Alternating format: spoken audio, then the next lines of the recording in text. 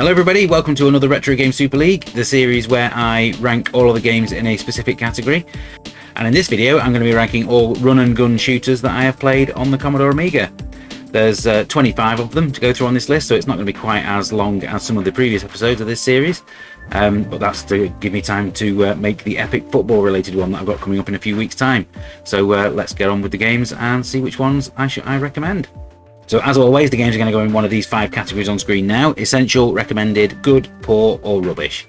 So let's get on with the first game, which is Alien Legion, which came out in 1989, developed by Pegasus Software and published by a company called GameStar. And to me, this one looked a little bit too much like an 8-bit game, which probably comes from the fact that the main character that you control looks almost exactly the same as the main sprite from the Spectrum version of Exelon, just coloured in. And so bringing back memories of one of my favourite Spectrum games is probably not a good idea. In terms of the gameplay, this game was okay, although it is full of glitches where I found myself getting trapped on the scenery or bullets just didn't harm the enemies on far too many occasions. And the levels all tended to have annoying dead ends that forced you to backtrack. At least it's not as bad as the Amiga version of Exelon though, but I still can't put this one any higher than the poor category, so that's where it's going. Next we have Anie, which was published in 1992 by Zeppelin Platinum from a developer called Realms of Fantasy. What I really liked about this one is the fact that the game offers you a choice of characters, and each one has their own likes and dislikes in terms of the guns that they can use. And I found that this actually ended up giving the game a lot of replay value, as you will go back and try it with different people to see which one's your favourite. Graphically it's all very basic, but it is at least functional and smooth. One thing that did annoy me about the game though is the fact that there are too many cheap deaths even if you fall just a tiny amount, and you will find that you lose a lot of energy from the slightest thing as you're playing it.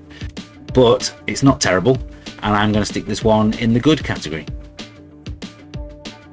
Next we have Astromarine Corps, which came out in 1990, published by Dynamic Software and developed by Creepsoft. This has got some really nice parallax scrolling, but unfortunately the action is far too sluggish to be enjoyable. Having to push up on the joystick as well as use that for your directional fire doesn't really work at all in this game, although it does work in some of the ones coming up later on. The game also desperately needs checkpoints, as being sent all the way back to the start after every death is very annoying and something that always frustrates me about games of this type. This one's going to go in the poor category, and I think I'm going to put it above Alien Legion. Next up we have Commando, which came out in 1989. Run and gun games aren't always ones that go side to side. They can go vertically as well, as this game proves. This was published by Elite Software in 1989, and it's a pretty decent arcade conversion, it must be said. It looks and sounds just like the arcade original, just with fewer colours. It's let down, however, by a number of really frustrating issues. The worst offender is really though the collision detection, which is terrible, with bullets sailing through enemies on a regular basis, which when the screen starts to fill up with them, as you can imagine, gets pretty annoying. So unfortunately I can't put this one any higher than the good category, and I think I'm going to put it below Anie. Next up we have a game called Entity, which came out in 1993 from French publisher Logiciel. And this is a shining example of what female game characters used to look like in the early 90s before Lara Croft came along. Everywhere else though, in terms of the graphics, the game does have a really good atmosphere, and the character, despite how she looks, is nicely animated. What I found to be quite frustrating is the fact that the game is full of little tiny enemies that are so small that you can't actually shoot them, and having instant deaths from some of the falls saps all the fun out of the game, especially when you start to respawn directly above them. And that unfortunately means that it can't go any higher than the good category either, and I think I'm going to put this one below Commando. Next we have Fernandez Must Die, which came out in 1988. I seem to remember buying this one back in the day. I think I bought it for the Atari ST. The graphics on this one have got a really nice, almost cartoon look to them, which gives them a lot of clarity. It throws more enemies at you on screen than a lot of similar games, which does keep the action really fast and frantic. And I thought it was a really nice touch that you can enter buildings to find bonuses as you play. Unfortunately, the controls aren't quite as good as you would hope, and shooting on a diagonal is an absolute pain and led to my death on far too many occasions. So once again, this can't go any higher than the good category, but I think I'm going to put this one above Anie. Next we have The Godfather, which came out in 1991, developed by Creative Materials and published by US Gold. This had, at the time, some of the best graphics that I had ever seen on the Amiga, so I should probably give a shout out to artist Pete Lyon for his excellent work. They really do capture the atmosphere of the films perfectly. However, they also work against the actual game, as on a number of occasions you can't really see what's going on. It's especially difficult to see and avoid bullets, especially as they're only a single pixel. It's almost like the developers put all of their effort into the presentation and forgot completely about the gameplay. So despite what the game looks like, this is going to go in the poor category, and I think I would rather play it than the two games that are in there already, so I'm going to put it above Astromarine Corps. Next up we have Hawkeye, which came out in 1988 from Thalamus Software, and this was a conversion of a really fondly remembered Commodore 64 game. Problem is, the Commodore 64 game both looks and plays better than this version. The gameplay is incredibly basic, as all you do is run left or right collecting 4 items before you can then run all the way to the right and finish the level. Enemies prove more to be a hindrance rather than providing fun, and I ended up getting bored of the game on the whole before I even got to the end of level 2, which is never good.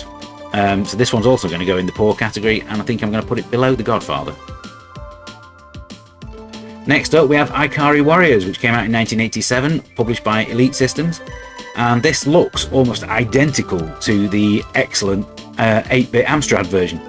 However, the Amiga version is nowhere near as much fun to play as that one was, and frankly the Amiga deserved better. In the arcade, this game had a rotational system on the joystick, allowing you to shoot constantly in various directions while moving in others. So unfortunately, the developers of this one didn't deem it necessary to include a strafe option, which would have definitely improved things. One thing that is enjoyable though is the fact that if you do get into a tank, mowing down lines of enemy soldiers is always fun. But that's not enough to make it a game that you should be playing. So once again, this is going in the poor category, and I think I'm going to put this one below Hawkeye. Next we come to Jim Power in Mutant Planet, which I did include on the action platformer Super League a few months back as well. But I think it probably sits better in this one. This has got some fantastic graphics, all accompanied by one of the greatest soundtracks on the Amiga. So if you need a reason to play it, that's a reason to play it. The gameplay is enjoyable while not being especially deep, but it is both challenging and fun, even if the levels do drag on a little bit too long for my liking. But this is easily the best game that I've talked about on this Super League so far. So I think this is going to be the first one that goes into the recommended category. It's not good enough for essential, so I'll put it there. Next we have Midnight Resistance, which came out in 1990 from Ocean Software, developed by Special FX. And this is an excellent conversion of the Data East arcade game. Just like Ikari Warriors, the arcade version of this one had a rotational joystick for the direction of your fire, and the developers have done a nice job of transferring the controls over to the Amiga. There are some moments where you'll jump at a time where you didn't want to because you were just wanting to aim upwards, but it doesn't hamper your overall enjoyment of the game. And the icing on the cake really is the fact that it's got a really good 2-player co-op mode as well. So again, not quite good enough for the essential category, so I am going to put this one in the recommended, and I think I'm going to put this one below Jim Power. Next up we have Narc, which came out in 1990, developed by Random Access and published by Ocean Software. This is a fast and gory shooter that is frankly a pale imitation of the popular arcade game by Eugene Jarvis that it's based on.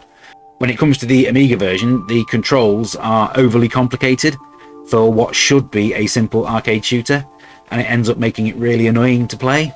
To be perfectly honest, I feel like they should have got rid of the ability to crouch, and just got rid of the dogs as well, as it really serves no purpose, and it would have made this game a lot more enjoyable because all the elements of the arcade version are there. It's just the controls ruin it almost entirely.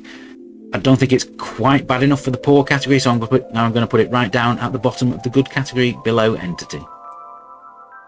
Next up we have New York Warriors, sometimes known as Delta Warriors, released in 1990 from Virgin Games. And this is a fast and explosive action shooter, but unfortunately the graphics are a complete mess.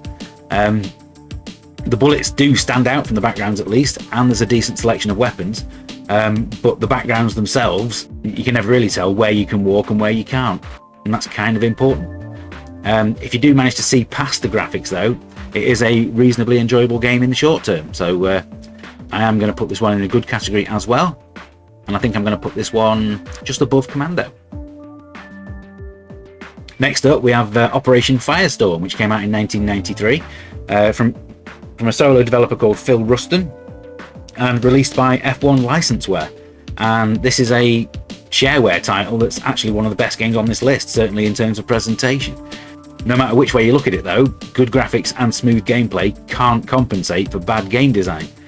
I found that it's almost impossible to avoid getting shot most of the time, and there's far too many instances where you simply cannot shoot an enemy without getting hurt by them in the first place. That ultimately made me want to stop playing it. I think the presentation just about saves it from going down in the poor category, so I'm going to put this one just above Narc in the good. Next up we have The Plague, which came out in 1990 from developer Enterprise, same people who made Battle Squadron. And this has got great big colourful sprites that look really good, but making out what's a threat and what you can stand on proves to be quite tricky. The size of the characters actually means that you can't see very far in front of you, so you end up playing the game far too cautiously, constantly edging forwards rather than running. On later levels the difficulty does get a little bit frustrating, as it requires too many pixel perfect jumps, made even worse by the fact that on a number of occasions you can't even see where you're going to be landing. I think I am going to put this one just at the top of the poor category above The Godfather. Next up we have Predator, based on the Arnold Schwarzenegger movie, which came out in 1989, published by Activision and developed by Source. The game design was also by System 3 apparently. And unfortunately this one doesn't look any different to the 8-bit versions that were released at the same time. There is a little bit of parallax scrolling on it, but that's the only difference. You spend far too much time shooting at wildlife and not enough time mowing down enemy soldiers. Ammo is also far too scarce, which means that you have to be really accurate with your shooting.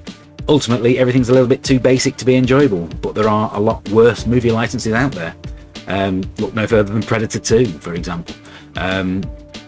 So this is going to be the first game that goes in the rubbish category. Next up we have RoboCop, which came out in 1988 from Ocean Software, and this was actually the best-selling game of them all in the UK at the time of its release. It's kind of a fusion between the arcade game by Data East with the usual kind of movie license that Ocean used to do. So between levels you'll find all kinds of little incidental mini games which weren't there in the arcade version, and they don't really add anything to the game, but they are nice to have. It's a little enjoyable and looks okay, even if it is only slightly better than the 8-bit versions that came out the year before. It's also impossible not to hum along to the rendition of the movie's theme music that plays during the gameplay. It's certainly not a bad enough game to go in the poor, but it's also not good enough for recommended. So this one's also going to go in the good category, and I think I will put this one above Entity. Next up we have a game called Rubicon, which came out in 1992, published by 21st Century Entertainment and from a developer called Enigma Software.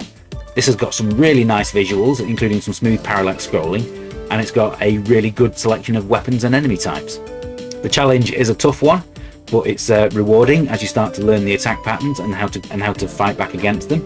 I did like the selection of weapons that the game has, but I found having to select them with the F key before you pick up the ammo box was a little bit too much of a pain. But it doesn't distract from how enjoyable the game is elsewhere. So I think this one is also going to go in the recommended category just below Midnight Resistance. Next up we have Sly Spy Secret Agent, which came out in 1989 from Ocean Software and developed by Software Creations. I've never played the arcade original of this one, but I would imagine that it flows a lot better than this one. Levels are incredibly short but still manage to be repetitive, and the loading pauses between them are horrendous. It's hard to believe that this game is from the same development team that made the Amiga version of Bubble Bobble. It is worth loading at least once though for the fantastic soundtrack by Tim Follin. So this is going to also go, so this is going to go right down in the poor category, but I think I will put it above Predator. Next up we have Soldier of Light, which came out in 1988 from Softtech International. And this is another game that I remember really enjoying on the Spectrum, but where the Amiga version has ended up being a bit of a mess. The action is almost too relentless at times with the number of enemies that are being thrown at you. It's got really horrible collision detection, with enemies being impervious to bullets, even though it looks like you're blatantly shooting them. Giving you a choice of 3 levels at the start does mean that you will play it a few more times than probably necessary. But to be perfectly honest, I can't recommend this one at all, and it's also going to go down in the poor category. But I think I would rather play Sly Spy, so I'm going to put this one above Predator as well. Next up, we have a really obscure game called Son Shushi, which was all planned for release in 1992, but apparently it never actually materialised, even though some reviews were published. And it's a shame that it wasn't released, because it is surprisingly good fun once your eyes adjust to the onslaught of colour that's being thrown at them. Got a pretty nice selection of power-ups that enhance the fun, but for me, I found that the difficulty level ramped up a little bit too quickly, and there's also a few too many cheap deaths when you can just die instantly by falling off the bottom of the screen. Not a poor game by any stretch, so this one is going to go in the good category as well, and I think I'll put this one between Commando and RoboCop. Next up we have Super C, which came out in 1990, published by Konami and developed by Unlimited Software. And there's no other way of putting this other than saying that this is a frankly embarrassing official Amiga version of Contra, especially considering that it came out in the same year that Midnight Resistance came out. The graphics are truly abysmal, but the nail in the coffin for the game as a whole is the truly horrible controls. It's almost impossible to avoid getting hit by bullets. I found collecting the power-ups to also be a pain. Just everything about the game is frankly awful. It's got bad graphics, bad sound, bad controls, and just do not play it. This is going to go right down at the bottom of the rubbish category. Next up we have the Untouchables, which came out in 1989, also developed by Special Effects like Midnight Resistance was, and published by Ocean Software. And this is a really good looking, especially for 1989, movie license that's let down by the gameplay. Everything is far too random to be enjoyable, as you can't really learn patterns, and it also means that your survival in the game is a complete lottery. It's far too easy to run out of either ammo or health without even trying, and you'll probably find that you get annoyed with the game after only a few attempts. It does improve on later levels when you start to get to play around with different characters and can switch between them, but you might, like me, find getting there to be too much of a pain to bother. So this one's going to go in the poor category, and I think I would rather play the Godfather, so I'm going to put it above Hawkeye. Next up we have Victory Road, which came out in 1989, published by Imagine Software and developed by Microwish. And this is a shockingly bad conversion of the Ikari Warriors sequel, that swaps out the more grounded theme of the original game for something a little bit more sci-fi. Not that you can tell, as the graphics are some of the worst that I've ever laid my eyes on. The decision to take out the tanks from the first game is baffling, as they broke up the action nicely and provided a lot of the fun. Every time I think I've played the worst ever game on the Amiga for one of these videos, along comes something else to take the crown. So this game somehow manages to be even worse than both Super C and Human Killing Machine. So it's going to go right down at the bottom of the rubbish category. And so for the final game we have Warzone, which came out in 1991, both published and developed by Core Design. And for me, this is easily the best Commando style shooter on the Amiga. And that's whether you're playing it on your own or with a friend in the excellent 2-player mode. The challenge is tough, but it's fun once you get the hang of it. The graphics are clear, and it's always easy to make out what's happening on screen. And it's got a nice selection of power-ups that come along just regularly enough. For me, this is definitely a recommended title, but is it good enough for the essential? I don't think it is, but it's definitely the best game on this list, so I'm going to put it above Gym Power. So there you go, that's 25 run and gun shooters on the Amiga ranked for you.